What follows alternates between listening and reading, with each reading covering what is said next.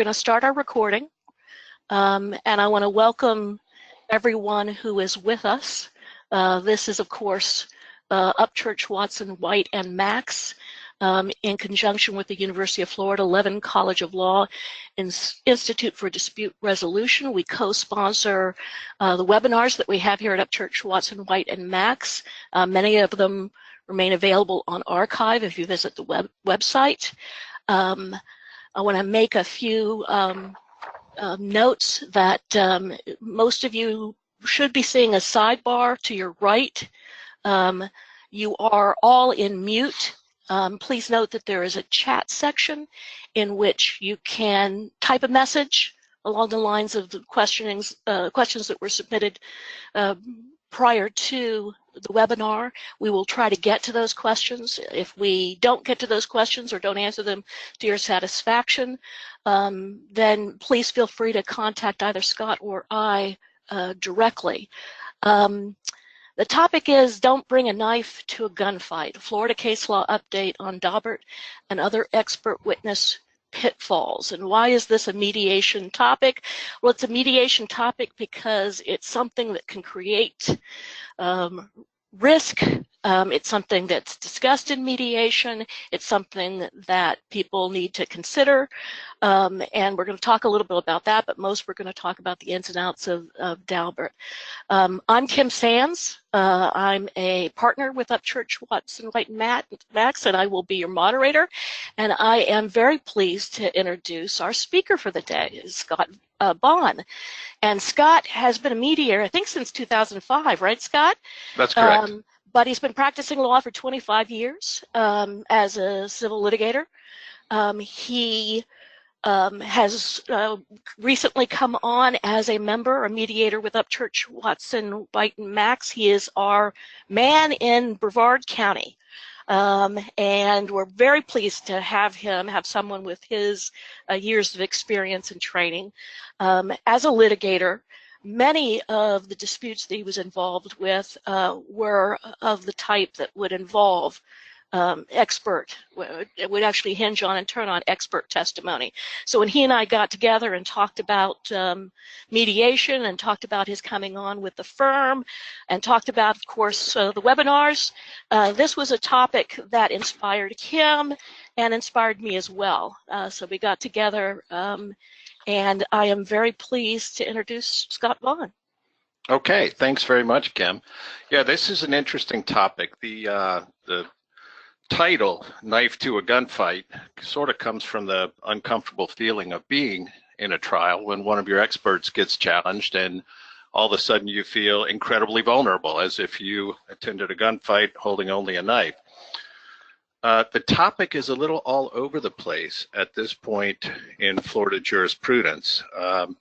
We're going to go through some of the history, but our focus is going to primarily be on providing trial lawyers with cases that you can utilize both for purposes of updating yourself as to, where is expert witness case law right now as we speak, and also they're going to represent good jumping off points for research projects associated with various cases. It's an issue that absolutely cuts both ways. It is both a sword and a shield for both plaintiff and defense. In any given case, it's important to screen your experts to make sure you don't have vulnerabilities where where your opponent is going to be able to either exclude them outright, sort of the nuclear option, or is going to be able to limit them in scope in a way which is going to hamstring your case. It's just absolutely vital that you are protected and that you've insulated your own experts. On the other hand, it's also been weaponized to a large degree.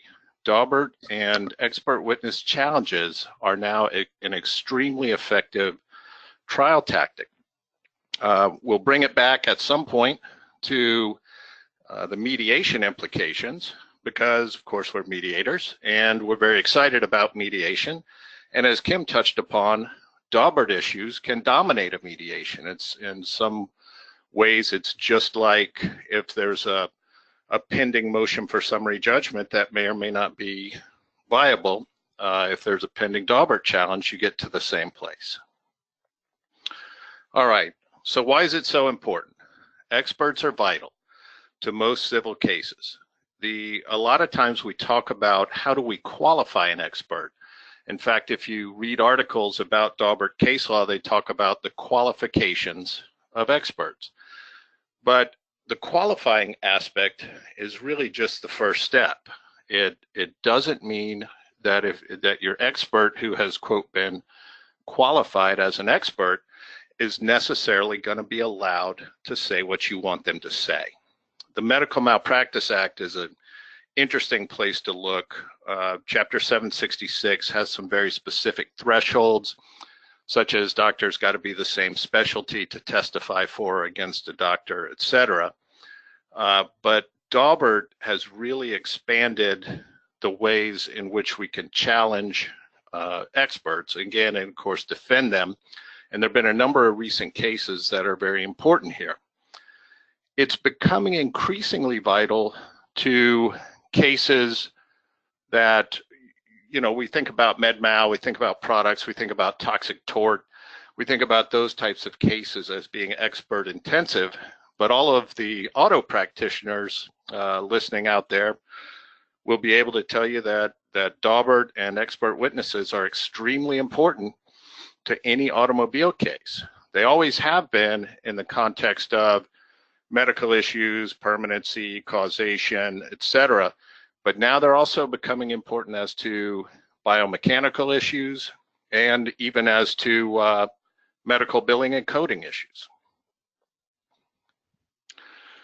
So as we mentioned, qualifying an expert is just the beginning. We did receive a few advanced questions, so I am going to touch on this. I think the Medical Malpractice Act is a good jumping off point because it's so specific. It's in fact more restrictive than common law and or Daubert because of the same specialty requirement, registration requirements, but it's a good intuitive guide for putting together the qualification aspects of experts. However, this is just your ticket in the courtroom. To qualify an expert is just the ticket. For instance, you're going to ask an expert essentially, the questions, what do you do for a living? What's your education? What's your background? Have you handled issues like, things like that are at issue in this case frequently? How have you handled them? Have you reviewed materials? Are you comfortable offering opinions? Have you formed opinions? But again, that just gets you in. Then really that's when you get to Daubert or Frye. When you look at Daubert versus Frye, it's really, it could change during this presentation, basically.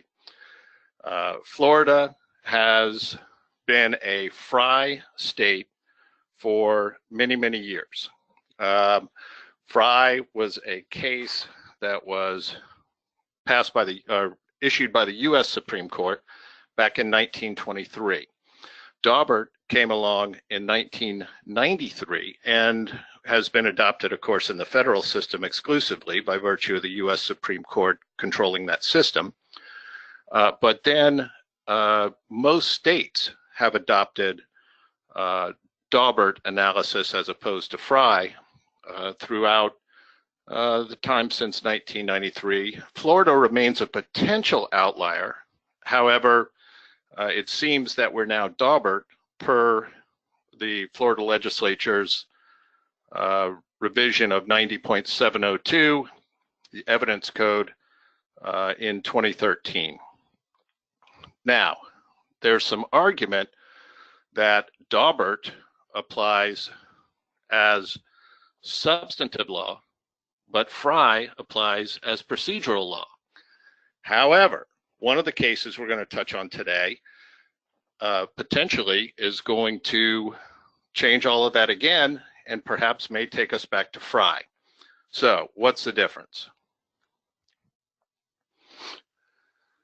A Frye analysis basically says that if the expert is qualified and they're not relying upon some novel theory, then they can testify on the basis of what's called pure opinion. When they're testifying on pure opinion, it seems under Fry that there would be very little limitation as to what they can say. To me, I have a lot of background in medical malpractice back when I was practicing law as opposed to mediating full-time.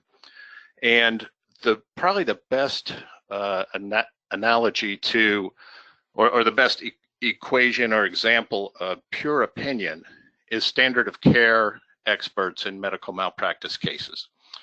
Once an expert is qualified, it seems that they can kind of go anywhere they care to go with regard to what is the standard of care. And it's not unusual in a medical malpractice case. In fact, it's almost universal in a med mal case that you have a case where plaintiff's expert says that the defendant, doctor, or hospital fell below the standard of care.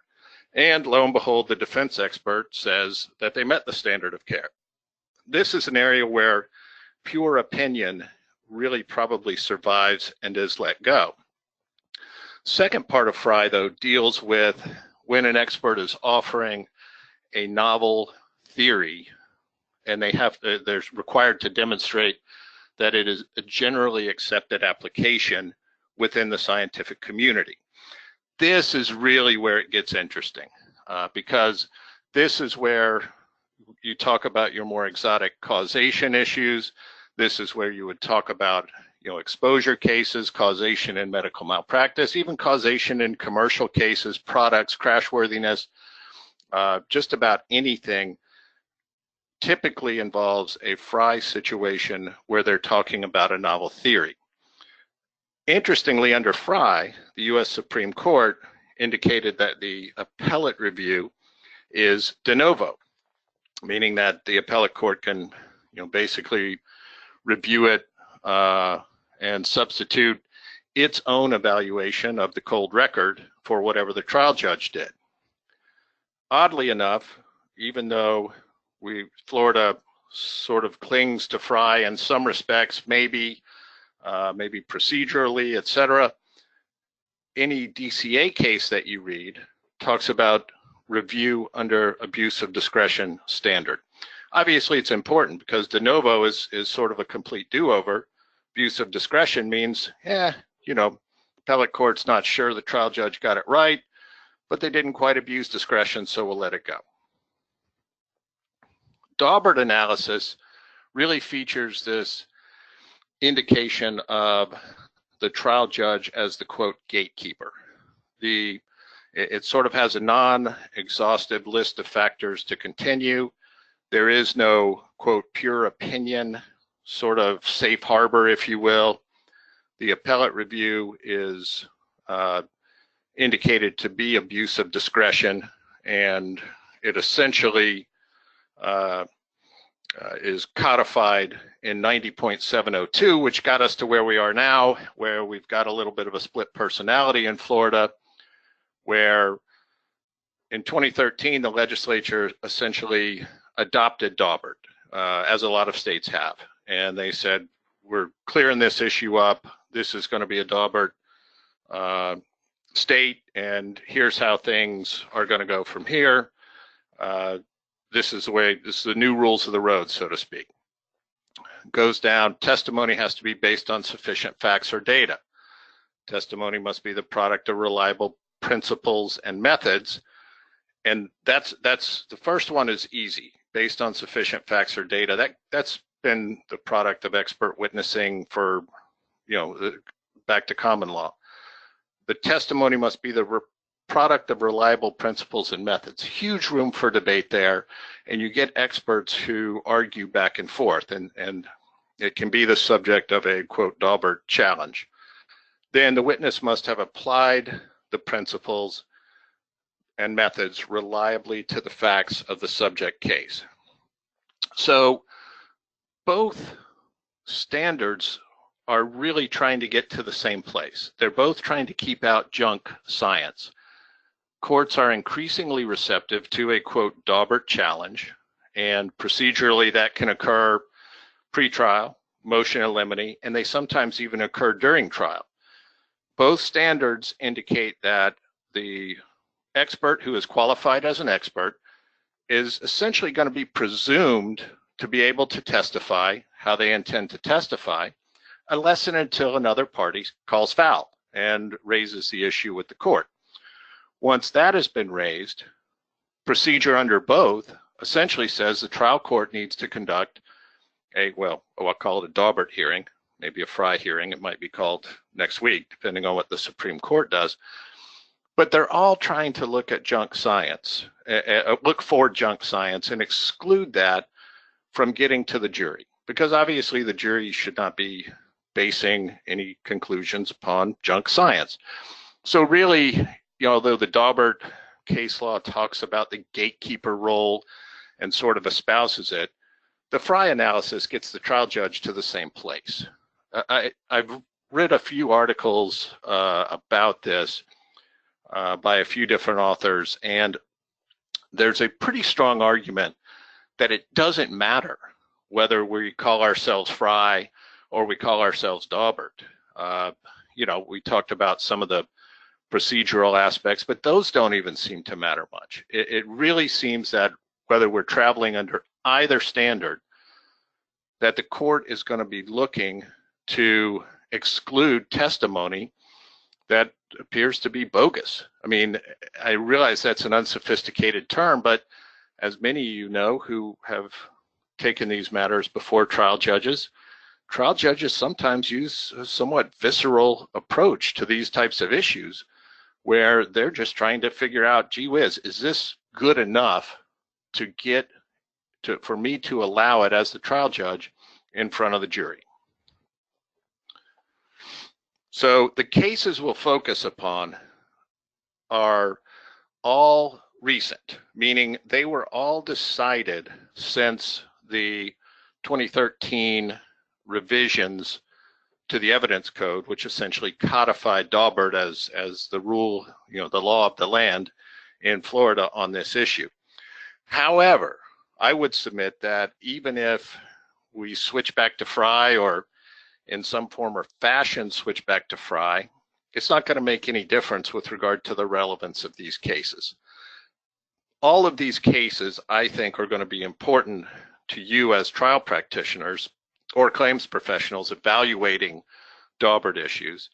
I think they're going to remain just as important. I think they're going to remain just as useful in terms of citation, before a trial court, or in terms of just trying to get a handle on your exposure on a given Daubert issue, or conversely, your advantage against your opponent on a given Daubert issue.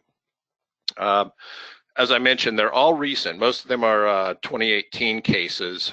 I think I may have a few 2017s in there. I also put a few in there that were specific to auto and biomechanical, because we did get a few advanced questions with regard to those topics. Sanchez versus Cinque is a very interesting case. This is one I think everybody should read, whoever uses a CME or an IME especially. It becomes CME or IME. This is a case that's very important both to plaintiff and defense. It's a negligence case predicated upon a chemical peel gone bad. The plaintiff went to kind of an esthetician or spa type of place, dermatology type of place, not MD dermatology, but more of a esthetician. She had pre-existing rosacea, and they gave her a chemical peel, which, as I understand from my wife, is pretty common. It's a facial. They put stuff on you and they sort of peel off the outer layer of skin on your face, and it's supposed to be rejuvenating, et cetera. Her argument was that, the plaintiff's argument was that, well, of course she had a bad reaction, otherwise we wouldn't be talking about it. The argument was that she shouldn't have had it. It's contraindicated for folks with rosacea. Essentially, the facility sort of admitted that, yeah, with rosacea, we probably should have done a test patch, et cetera. So I didn't see where they admitted liability in the case. I couldn't glean that from the appellate opinion, but it looked like the big issue was causation and damages, which, what does that sound like? That sounds like every automobile case in the world where a lot of times it's liability is not worth arguing about, but you're fighting about permanency, causation, damages, etc. So again, that's why this one to me is such a blockbuster case for those areas. Plaintiff's experts presented, they were essentially treaters. They had one treater who had seen the lady before and after the peel. They had a couple who'd seen her after, and they had another, I think that I put consulting plastic surgeon. I think he was actually a treater, but she'd obviously gone to see him to ask about, what do I have in store? So that witness seemed a little more like someone to testify at trial. So plaintiff's physician witnesses all showed up and said, she looks like this caused permanent damage. One of them indicated it was contraindicated. So, the plaintiff sort of stacked up a case, again, very similar to how you would see an auto case stacked up, or a med mal case for that matter, in terms of showing the damages and producing physician witnesses to validate them.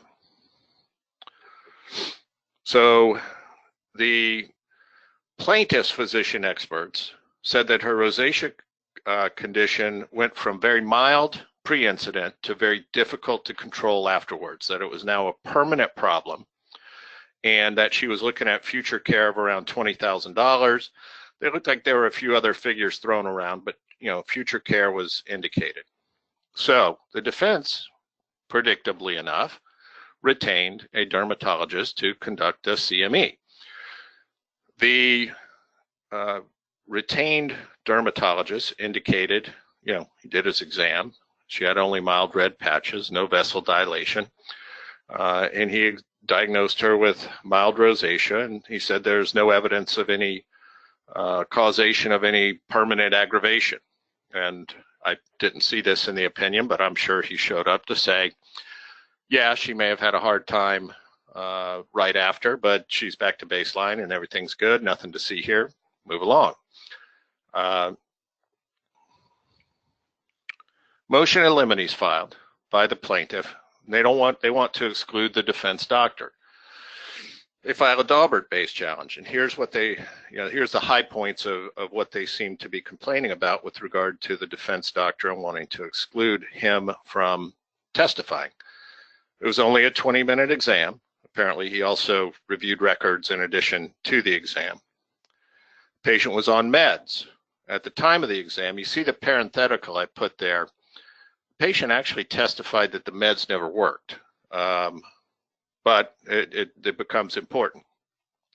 Also, he didn't look at the pre-incident photos.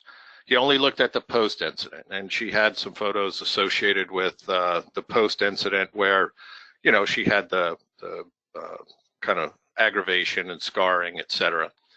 He said that it was reasonable for him to assume that her pre-peel, her pre-incident rosacea distribution was mild and with a normal distribution. And apparently the distribution was not really noted anywhere in other records, but the plaintiff did testify that she thought it was mild. So here you got the Daubert challenge where they're saying, no, this expert did a horrible job. His expert opinion should not be admitted. And you can see the headline there. I mean, I've been in this situation before where I've had an imperfect expert or one that I was kind of worried about. Like, but judge, if anything, this only goes to the weight. Let the jury decide. They can beat him up on cross and point out that he should have done a better job and should have done, various other things to sort of firm up and support and validate his opinion. Judge Gates in Broward, however, did not buy that, and he completely excluded the defense doctor.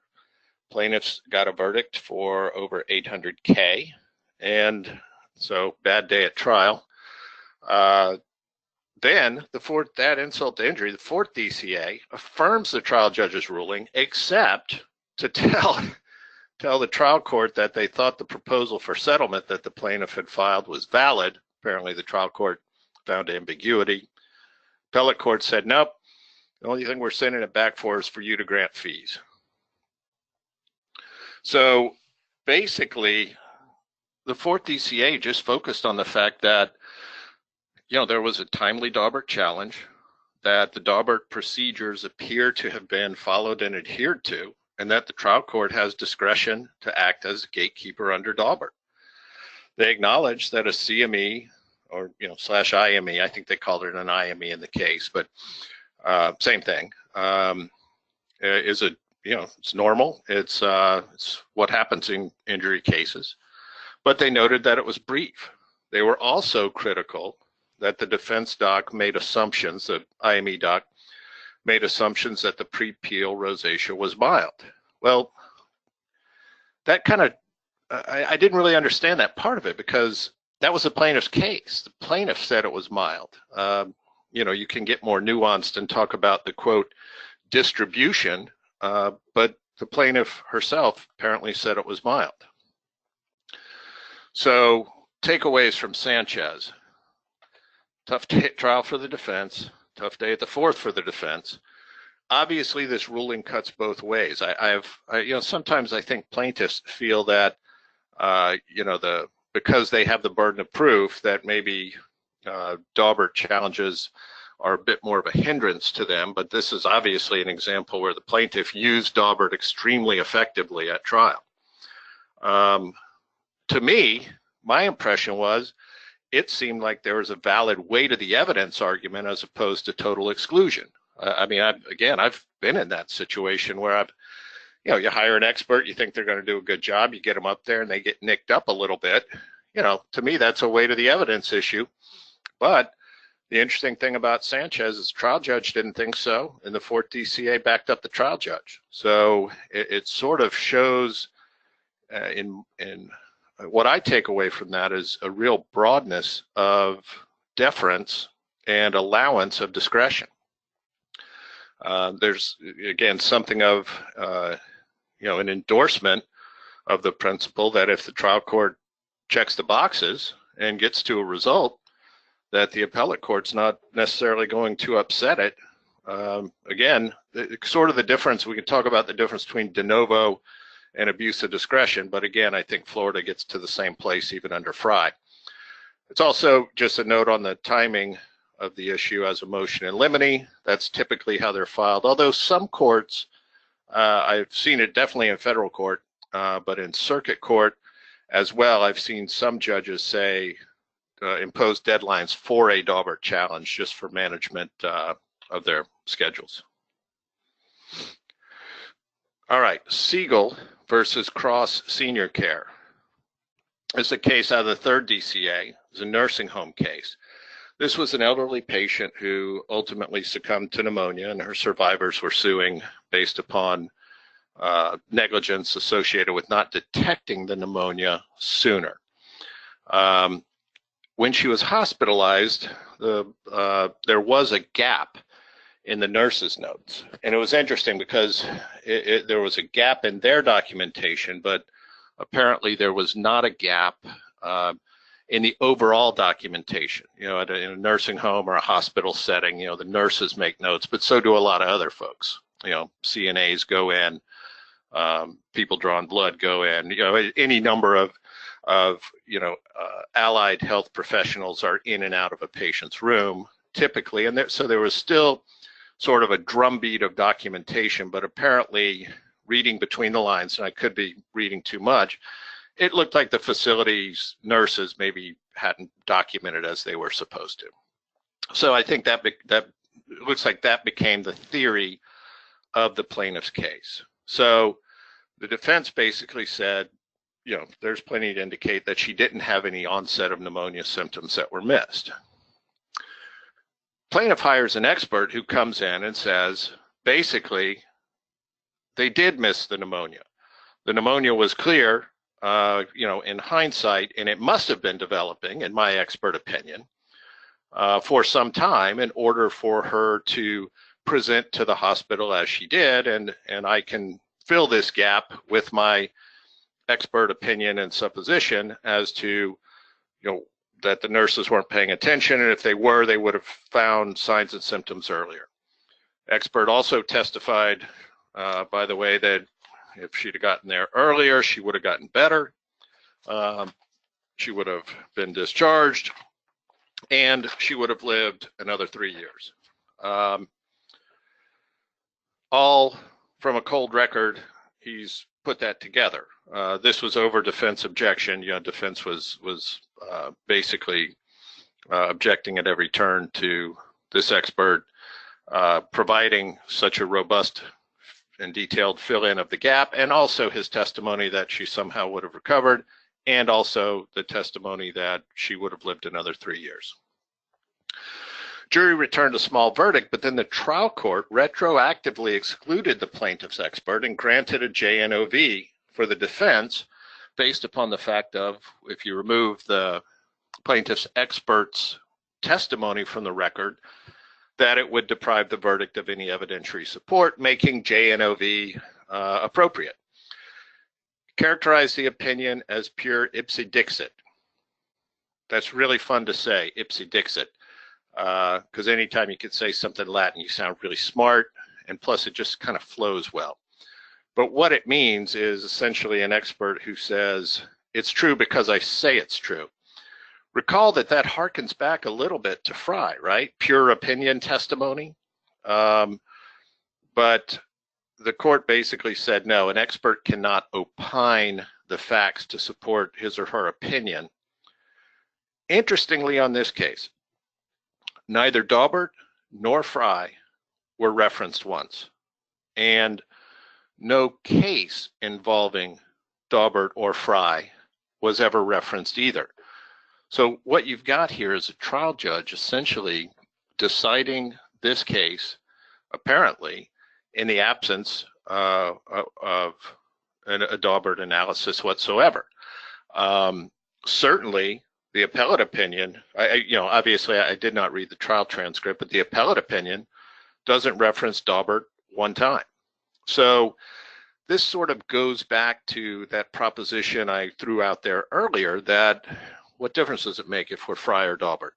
There's still trial judges who are going to impose, for lack of a better word, not to be too vernacular, but a smell test based on expert witness, and they're going to make the decision that they think is the right decision under the circumstances. So again, why do I have it in a Daubert presentation? Well, because it's a 2018 case that deals directly with the exclusion of expert testimony, which of course is really the point of updating everyone on the case law.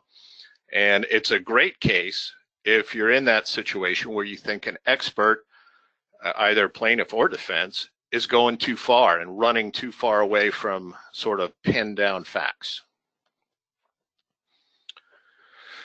The infamous Crane Company versus Delisle. This is the case that's currently pending before the Florida Supreme Court that may or may not upend Daubert. It's hard to say, of course, what the Florida Supreme Court is going to do. We'll talk in a minute about all of the issues that the Florida Supreme Court seems to be entertaining and dealing with relative to its review. But again, this is the case that could be decided today that would be a watershed moment or not, depending on what the Florida Supreme Court does in this Fry Daubert expert analysis that we're talking about here today. I think certainly we're going to need to do a follow-up when it comes out, assuming that it is as exciting as it might be. This case is very much worth reading, not just for the fact that it's before the Supreme Court right now, but because it really is a good breakdown of a Daubert analysis and what a court will do with a Daubert analysis. This was a case, it was an asbestos exposure case, and vigorously debated causation theories, as is typical in a mesothelioma case with exposure. But interestingly, there's plaintiff and two defendants. One was an industrial manufacturer of gasket material that contained asbestos. The other was R.J. Reynolds, which made apparently 50 years ago. Kent cigarettes had some kind of asbestos compounds in the filters. You knew smoking wasn't good for you, but asbestos in the filters, oh my God. I mean, that's not menthol. I'd like the asbestos, pack of the asbestos smokes, please. Anyway, the decedent smoked Kent cigarettes at the time that they had this asbestos type fiber. And maybe it wasn't asbestos, but it was some asbestos derivative fiber. And so he had a double exposure, essentially, it was his argument. And so I'm entitled to recover against both R.J. Reynolds for making the Kent cigarettes, or I think a predecessor of R.J. Reynolds made them, and against the manufacturer of the dangerous asbestos product. Court conducted a number of Daubert hearings, and that's what makes the case so robust and I think so worthwhile from a practice standpoint. The jury awarded $8 million in damages, but the trial court basically said, no, you got it wrong on the Daubert issues. You shouldn't have let in experts A and B and C. And I'm not going to go into the exact derivation because it's fairly technical, but basically they threw out retroactively under an abuse of discretion analysis the experts who supported that verdict, and they actually granted DV in favor of Crane Company, who was the industrial manufacturer, and they ordered a new trial as to Reynolds. So apparently they saw enough from the cold record that they said, we're gonna let Crane out. You can retry the case against Reynolds, and we're remanding for that. What this opinion is a really good roadmap. It would be a really good one to kind of put in front of a judge who was trying to grapple with Daubert. Not all judges are, some judges are comfortable with it, some judges aren't. Like just about any topic, it depends on their background and what kind of practice background they had. So it's a really good one for that. And again, it's got a really good, robust discussion of these issues. It also shows that the appellate court will indeed exercise a finding of abuse of discretion. When we talked about Sanchez, where they found no abuse of discretion, here they did, and they sent it back. Now, where is it now? It's in front of the Florida Supreme Court. I think it was argued back in March. And so tick-tock, anytime we could find out whether or not we're going to be a Frye jurisdiction or a Daubert jurisdiction. It's interesting because some of the questions are whether the court even has jurisdiction, because the Delisle court did not pass specifically on the constitutionality of 90.702. If it's a procedural statute, then it arguably violates separation of powers, and the Supreme Court has the discretion or the authority to say, well, we're overturning it because it's procedural in nature. However, if it's substantive, then it's the province of the legislature. Interestingly, at least one DCA court has called it procedural for the purpose of making its application retroactive to a date of incident which predated the trial of a case post 90.702 codification of Daubert. So it's sort of all over the place. Interesting thought occurred to me too. It's a rhetorical question, but my background being in med mal, Chapter 766 limited expert testimony too, when they put in more stringent requirements such as the same specialty rule. So if 90.702 codifying Daubert is somehow unconstitutional as an infringement on separation of powers because it's imposing procedural law, then aren't the same specialty expert requirements of 766 unconstitutional? And I've never really seen a strong challenge to those. Maybe they have been challenged, and if they have, if somebody knows of a challenge on that, I'd love an email. But anyway, Point being, we may get some big news during this presentation or any moment thereafter whenever the Supreme Court decides to rule, which may reshuffle the deck on Fry versus Daubert. Again, you know, what's the difference? There is a difference, and certainly whatever the Florida Supreme Court does could make a huge difference. But if you look back and trace the case law, it really seems that the courts kind of get to the same place via a different route. Okay, Maines versus Fox. This was an auto case dealing with biomechanical testimony. The plaintiff was objecting to, you know, as is typical, the defense, you know, apparently, allegedly a low impact accident. Defense hires biomechanical to say, you know, this low impact accident couldn't possibly have caused all of these injuries. However, the expert was allowed to testify. Trial court conducted Daubert analysis and excluded the defense expert's testimony on the ultimate issue of causation. And you see a lot of, in auto cases with biomechanical experts, you see a lot of hair splitting and needle threading on some of these trial court rulings. You know, what if they're an MD and a biomechanical engineer? What if they're a non-MD biomechanical engineer? Can they testify to the extent of injury? Can they testify to the absolute issue of causation? Can they do causation but not extent of injury? And so you see it all over the map, and it comes up in mediation a lot because obviously, you know, depending on the stage of the case, biomechanical and what a biomechanical will hypothetically say or hypothetically be allowed to say can be a big issue, especially when you got a low impact case with significant injuries or surgeries or what have you. Anyway, trial court excluded the defense expert's testimony on the ultimate issue of causation. He was allowed to testify, apparently without objection. That's what I took from the record, that forces at work were minimal and wouldn't be expected to cause injury.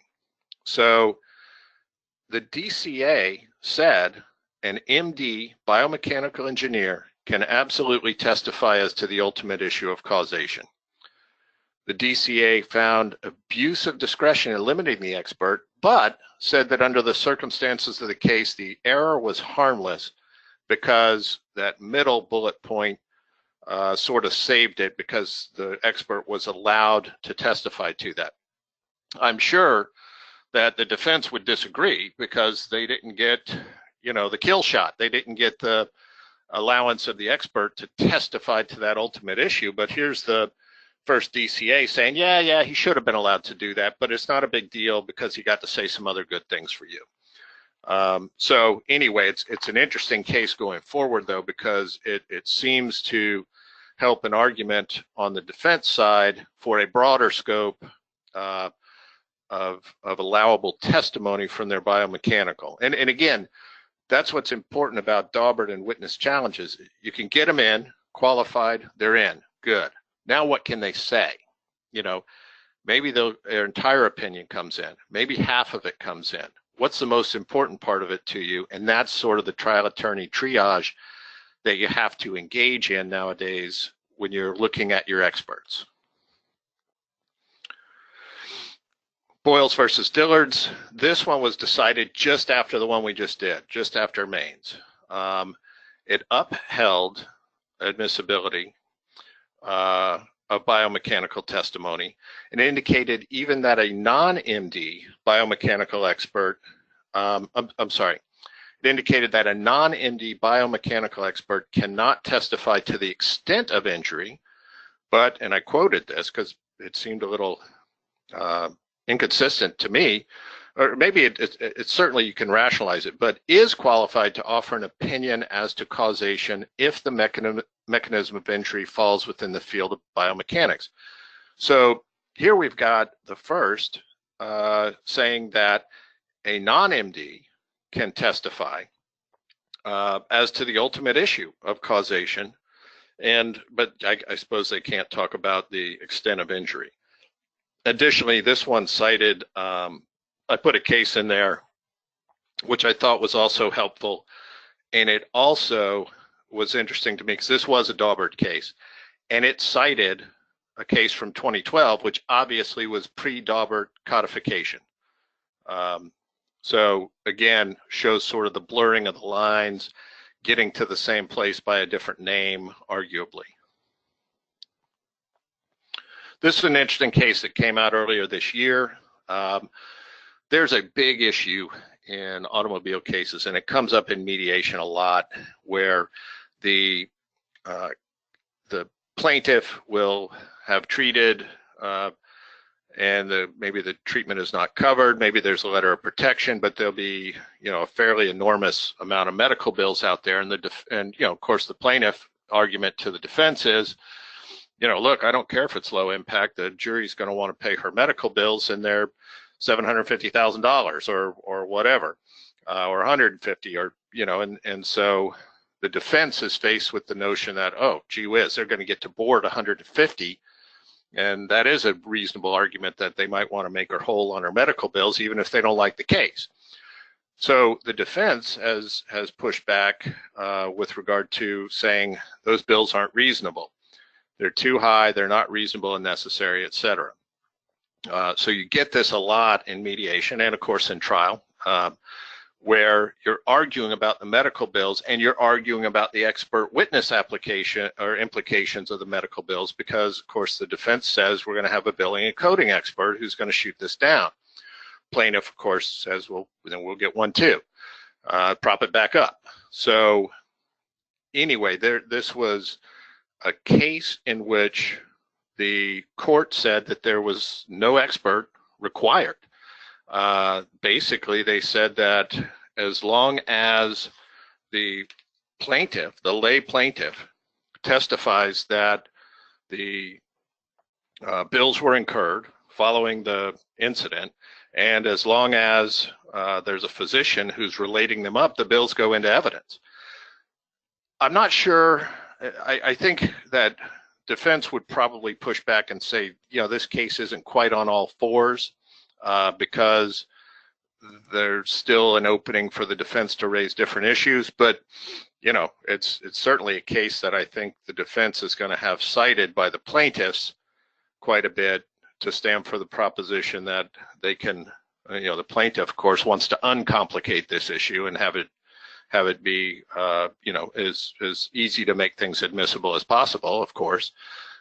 Whereas the defense wants to challenge them, and I think this case seems to break in favor of the defense. Again, not a Daubert case, but I thought it was important to our auto practitioners, from the standpoint of saying when you don't need an expert in an area where it's becoming increasingly characterized by use of experts.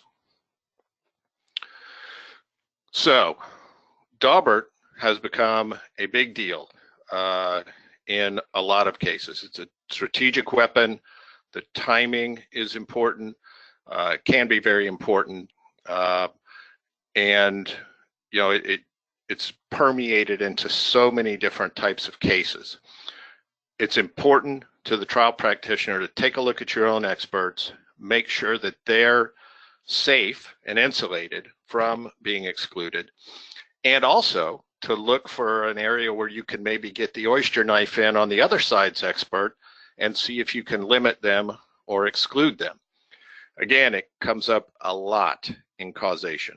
In my practice, my former life as a lawyer trying cases, it was mostly med mal, and I rarely saw Daubert challenge. Daubert was rarely an issue with regard to something like standard of care. That was pretty much wide open, but it really became an issue on causation. And I can remember a number of cases, and I won't devolve into war stories, but a number of cases where the whole thing seemed to turn on technical expert and scientific issues related to causation.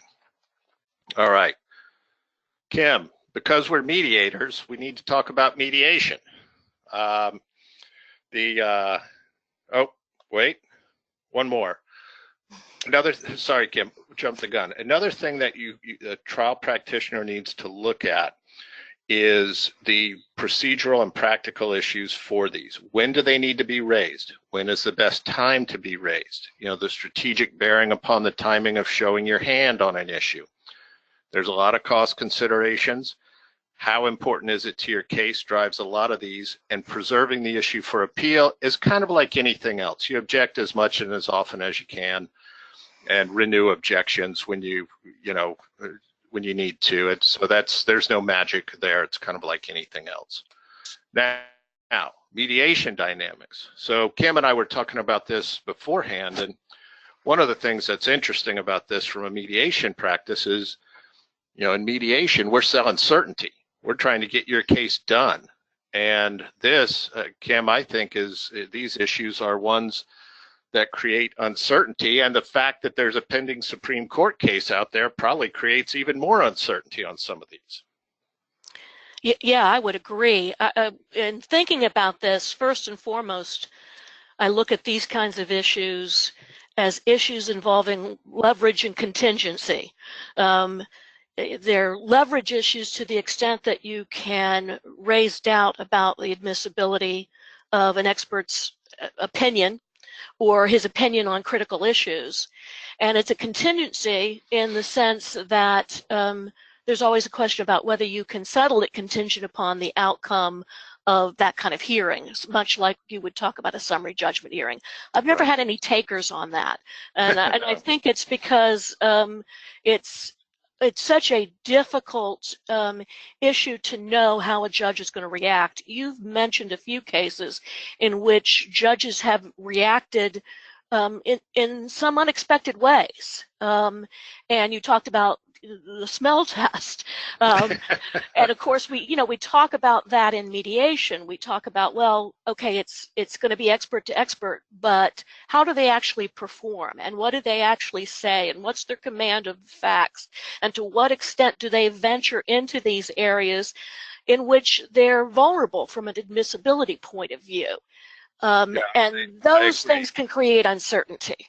I agree. That Sanchez case is a perfect example, because to me, you know, that was an IME doc who, you know, maybe they were thinking, oh, gee, he didn't do a perfect job here. But that looked to me like typical cross-examination weight of the evidence that I've seen in many, many jury trials. And yet he, you know, nuclear option, your IME is out the window. You know, in a case where it seems like they admitted or all but admitted liability, leaving them, you know, bringing a knife to a gunfight.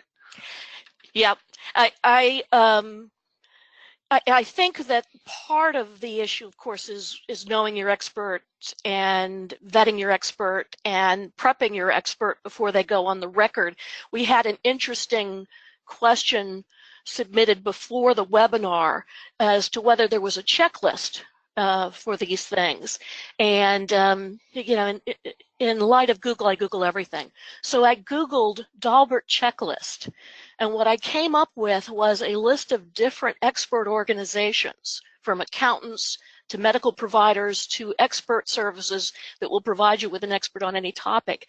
And there is a number of publications on what the expert should know, which is kind of reverse engineering in terms of what the lawyer should know. But if you're dealing with a specific type of expert, then the issues are obviously going to be different. If you hearken back to what Daubert was all about, it's whether the expert's theory had been tested, whether it was subject to peer review and publication, whether it was within a specific scientific technique or accepted within the scientific community.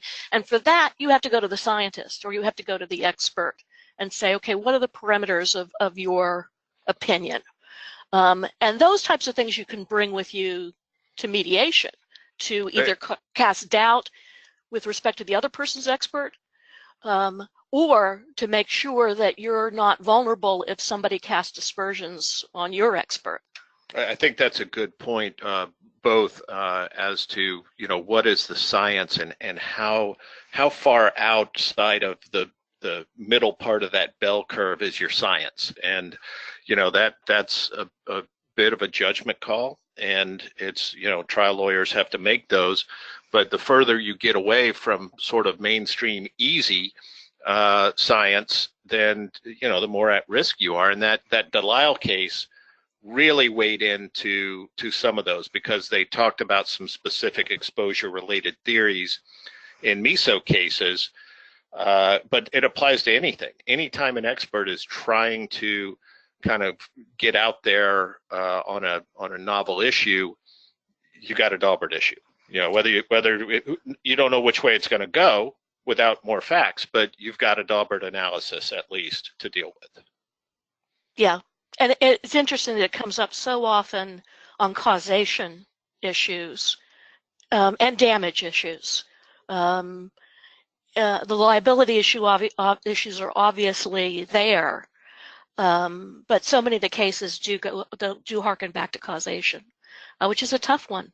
It is, especially if you're trying to expand legal liability or restrict legal liability for something that is dangerous.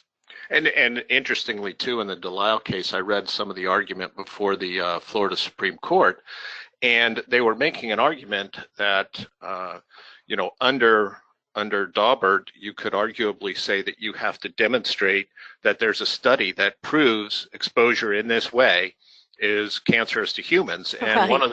one of the justices said, well, how are you going to get that? No one's going to conduct that study to expose known carcinogens to human beings so that we can satisfy whether we should admit an expert. But they probably did it in the 50s. I think if we dig hard enough, we'll probably find it.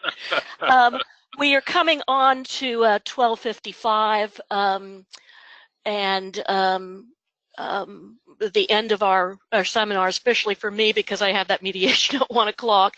Let me give everybody the number for your CLE credit. It's 1-800-6468-N as in Nancy.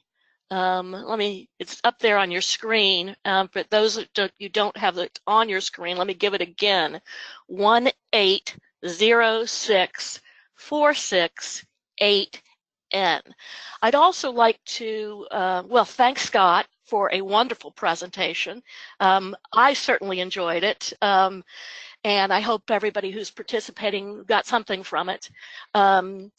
And I'd like to invite everybody to our webinar that's going to occur in October.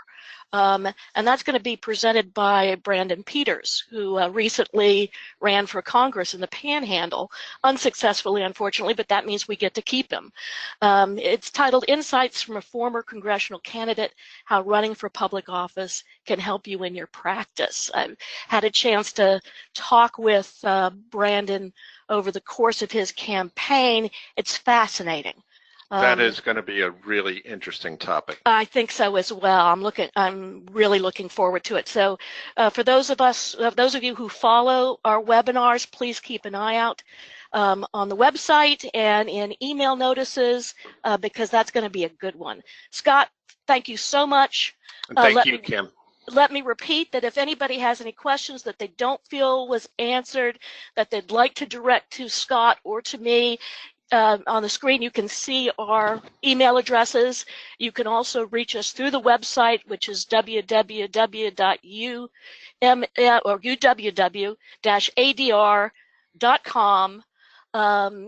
We have online scheduling from that site. We have the webinars archived from that site. And as Scott says, once the Supreme Court comes down on this issue, we may have to do this course again. So there might be a redo. Thank you very much for participating. Thank you, Scott. And thank you, everybody. We're going to sign off now. Thanks, everyone.